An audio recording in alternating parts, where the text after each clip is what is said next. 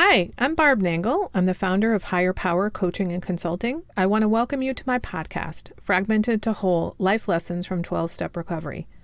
On this podcast, I share my experience, strength, and hope from recovery. I don't support or endorse any particular 12-step recovery fellowship, and I don't claim to speak for any of them either. My hope is that you will find my words helpful in some way, whether you're in recovery or not. This is episode 76, Reducing Emotional Pain. Emotional pain sucks. Sometimes it's even worse than physical pain. Recovery has taught me how to reduce my emotional pain, and I mean that both in terms of the amount of pain and the frequency with which I have emotional pain. I have suffered from episodes of depression a number of times. I was eventually diagnosed with episodic depression. I don't have chronic depression. There have been times when I could barely get out of bed. I can't even believe I was able to keep my job. I'd be like, yeah, I think I can go 4 days without showering. And I'd say things like, dry shampoo is my best friend.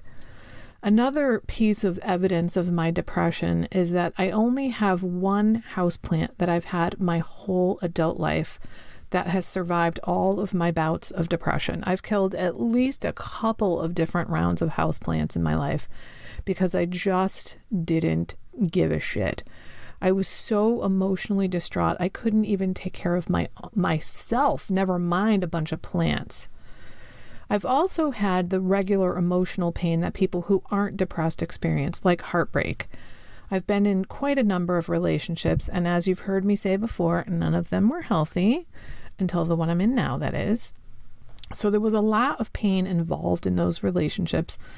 And then, of course, there was lots of pain from all the breakups. I have also grieved the death of my younger brother, Pat, when he was only 35. I became undone when he died. I was just absolutely devastated. And I've also grieved the death of my mom. So I get emotional pain, believe me. I've learned from recovery that there was a lot that I was doing that made my pain worse and that made it last longer. I'm going to shift now for a few moments to talk about how our brains work, because recovery has taught me that how my brain works matters, and understanding how it works is really helpful when you're trying to create a better life. I knew some of this stuff from college, but recovery has really helped me to understand it and to apply what I've learned. So here goes. When we're stressed out, which includes when we're in emotional pain, our frontal lobe gets cut off. The frontal lobe is what some refer to as the thinking brain or the human brain. When we go into fight or flight mode and we're unable to think clearly, it's because our frontal lobe is temporarily inaccessible to us. This helped me to understand why I can't think when I'm really upset. That frontal lobe getting cut off when we're in fight or flight mode is a mechanism of safety for us, because when we're in fight or flight mode, we don't need to think, we need to act. We need to either flee or fight. And we can't do that if we're busy thinking. So it's a safety mechanism.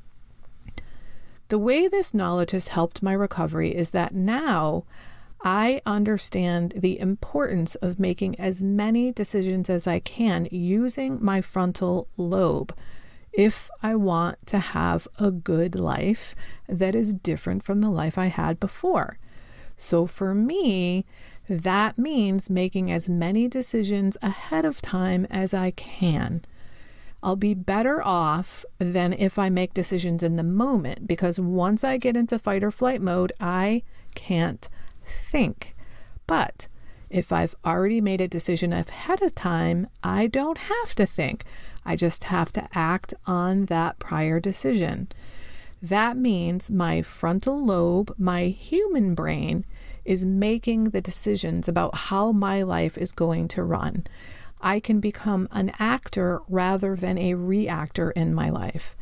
This is why the concept of acting as if that we learn in recovery is so powerful. We're starting to live our lives using our human brains rather than from the dysfunctional programming we've had from being addictive, compulsive, and obsessive, which comes out of our lizard brain. Making some decisions ahead of time reduces emotional pain. So here's what that might look like. When you're doing okay, when you're fine, you ask yourself, when I'm feeling really upset, what are 3 things I can do to take care of myself? Write those things down and make sure at least one of them is something that you can do immediately. For me, the quick thing is always a positive statement. I have a note full of affirmations on my phone, and I can just open that up and look at those. I also have a few photos on my phone saved as favorites that make me really happy when I look at them. Another thing you might do is engage your senses. This is helpful because when we engage our senses, it brings us into the present moment. To do that, you can touch something that's hard or soft or hot or cold, smell something like a cinnamon stick or a scented candle, or smell your armpit if you have to. Just get yourself into the present moment. You could listen to see what's the farthest thing away I can hear, or look to see what is the farthest thing I can focus on. Put a piece of gum in your mouth, whatever you need to do to engage your senses, to get yourself into the present moment. Personally, I like affirmations because it's my mind where all the crap happens, and that's where the affirmations go. You could also take 3 deep breaths, which tells your body, I am calm. You could connect with your higher power and say a prayer. If there's anything that I've just named that appeals to you that you might do for yourself when you're upset, how about if you put a pause on this podcast right this moment, and then write that thing down or make a note in your phone. Then you'll have these things to refer to when you're upset, and you won't have to think about what to do because you've decided ahead of time using your frontal lobe. This is how I'm going to take care of myself. Moving on. Now I'm going to go into some of the things that I did that either prolonged or increased my pain to illustrate things you could do or stop doing to reduce your own emotional pain. One was what I will call wallowing in the pain. That means I would indulge in thinking the same thoughts that gave me pain over and over and over again. So maybe it was something like, I'll never find love. This actually continued the cycle of fight or flight in my brain and body rather than getting me out of it. I didn't realize when I was doing it that it was an option, that it was a choice I was making to replay these thoughts. Recovery helped me to see that much of my behavior before recovery was actually a choice, even though it didn't feel like a choice. If you are thinking a thought like, I will never find love over and over and over again, and it is causing you pain, I'm here to tell you that you can stop thinking that thought, and that thought is increasing your pain. Another thing I'd do is replay painful incidents over and over in my head. Let's say somebody said something really hurtful to me. I would replay that episode in my head over and over and over. It was almost as if I thought, well, if I replay it enough times, maybe it'll have a different outcome. Doing that also reinforced for me what an asshole they were and that they were the source of all my problems. I couldn't see that what I was doing was wounding myself over and over again. It's bad enough that they wounded me by saying that mean thing, but now I'm hearing them say it to me over and over and over again. in addition, that thinking about what an asshole they were kept me in victim mentality. Guess what? I have a podcast on that too. It's episode 3. Check it out. It's one of my most popular ones. Dear one, you don't have to do that to yourself. You don't have to replay that episode in your head. You were only meant to experience it once. So stop replaying it. It was really surprising for me to learn that that was a choice, that I didn't have to do it that way. When I did things like this, it increased my pain. It was so familiar that in a way it was comfortable. Not comforting, but comfortable. If that distinction between comfortable and comforting is something you'd like to explore, episode 44 covers that. You might want to give that a listen. But I was so familiar with these patterns of replaying negative episodes or replaying negative thoughts about what painful incidents meant, like, I'll never find love, that I just kept doing it. I was kind of comfortable with pain, to be honest with you. It was like an old friend who I just kept around because they'd always been there, not because I really wanted them to stick around. If you are doing these things to yourself, stop. Stop it. I know it's not that easy to just stop a thinking pattern you've done your whole life. So here's a suggestion to get you started. Sometime when you're not upset, think of a thought that's either neutral or good to replace the shitty thought with, and write it down in the same place you wrote that other thing. If you didn't stop the podcast a few moments ago to write down the other things, how about if you pause it right now, write down those things, and write down this new thought? I'll wait. Okay, got your new thought written down? Make sure that you carry it around with you. When the shitty thought comes up, look at that note and think that thought. This works for a couple of reasons. One is that we're making use of our frontal lobe, our thinking brain, when we come up with that thought ahead of time.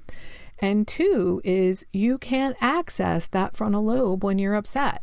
So if you refer to the thought you wrote down, you're sort of jumping out of your lizard brain, which breaks the pattern you've been using for years. When we think a thought repeatedly for years on end, it's almost like we've worn a groove in our minds. And in order to leap out of the groove, we need a boost. And that boost can come from our thinking brain. You will be astonished at how much it will reduce your pain when you replace your shitty thoughts with good ones. You'll need to keep saying the new thought until you can get away from that subject matter altogether in your brain, and this will help you do that. Using the example above where I might have thought, I'll never find love, instead I might think something like, I will find love someday, or I am lovable right now. As a reminder, you don't have to actually believe that new thought in the beginning. Just fucking say it. You don't have to believe it. I talk about why it is that you don't have to believe it in my episode on affirming ourselves, which is episode 5 if you want to check it out. Here's another example of how I used to handle things. It used to be that if I said, I love you to somebody and they didn't say it back immediately, I would make it mean, that's it. They don't love me anymore. It's over. Regardless of how much they'd shown me that they loved me. Now I say, I love you to someone as a true expression of how I feel, and I'm not looking for anything in return. And I'm perfectly fine with them not saying it back to me, especially if they have been showing me through their actions that they actually do love me. So be on the lookout for you making things mean things. If you're anything like I was before recovery, then one of your strategies for reducing pain is beating yourself up for being in pain, or reinforcing your pain through some other form of negativity. On some level, you believe that this will get you to toe the line, or that maybe you can punish yourself into better behavior. But you're fooling yourself if you think that negative self-talk will get you to have less pain or a better life, a better self, a better emotional life. You may think that you're aiming at the goal of better, but what you're doing in your mind is actually aiming for the goal of worse. You want some evidence that that's true? The quality of your life right now.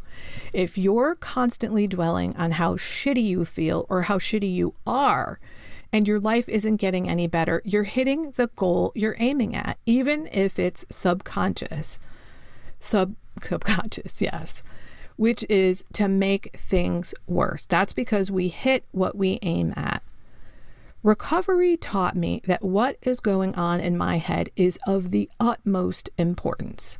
If I am telling myself the same thing all day long, day after day, week after week, month after month, year after year, it has an enormous impact. Another thing we can do that is exceedingly important in reducing our emotional pain is express our pain. Recovery taught me that I had been holding my difficult feelings in. I may have expressed them when I was alone, but I wouldn't do that until they were completely bottled up. Then I would explode and cry and cry and cry and cry.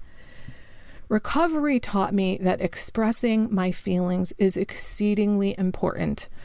The thing that we do to repress our feelings is actually worse than feeling the feelings. We're afraid of our feelings and we push them down. It's almost like we're pushing a beach ball down underneath the surface of the water. It's eventually going to pop up, and it will pop up much higher than it ever would have had we let it just come to the surface on its own. I've also learned that not just expressing my feelings is important, but expressing them in the presence of a safe person somehow does something magical. The first time I learned this was with grief. It was almost as if hugging the person when I was crying with grief sucked the grief out of me. I don't know how to explain it. Being witnessed when we're in pain is so powerful, and I think it's because we are wired for connection. We're obsessive and compulsive in isolation, but we heal in community. And I don't think it's any accident that 12-step recovery is a group process. People in recovery are super good at isolating, but if isolating could help us reduce our emotional pain, it would have by now. What I'm trying to teach you here is some new perspectives. And I don't know about you, but when I get a new perspective, I've seen that there's at least one other possible way of looking at something than the way I've been looking at it. That opens up my mind to the idea that if there's one more possibility, there may be an infinite number of other possibilities of ways of looking at this situation. And I might be wrong. And what I learned now is that it was often my wrong ideas that kept me trapped in emotional pain. To reduce our emotional pain, we have to take care of ourselves. Recovery taught me that self-care is really important. And it doesn't just mean taking baths and going to the spa. It means being good and kind to yourself. Recovery is not about never being in pain. It's about being there for ourselves when we're in pain and learning to do things to soothe ourselves instead of making it worse, which is what I always used to do. If we take care of ourselves on a consistent pain, we will reduce our pain. Being consistent is the opposite of being chaotic, which is what addictive, compulsive, obsessive life is like. It's chaos. So we need to learn to clean up what's going on in our minds, to say good and positive things to ourselves, treat ourselves well and take good care of ourselves, connect with other human beings. All of these things will help you reduce your emotional pain. May it be so. That's it for today. Please share this episode with anyone who might find it helpful. If you like what you've heard here, you might be interested in private coaching with me. If that sounds like you, then head on over to barbchat.net, where you can get on my calendar for a free 20-minute consultation to help you make lasting changes in your life, like I've made deep, lasting changes in my life. My ideal client is someone who is ripe for change, but I'll coach anyone who wants to be happy, joyous, and free. So if that's you, then go to barbchat.net and get on my calendar. I'd love to chat with you. Please like and subscribe to this podcast on your favorite podcast outlet. This helps other people find me. Thanks for listening.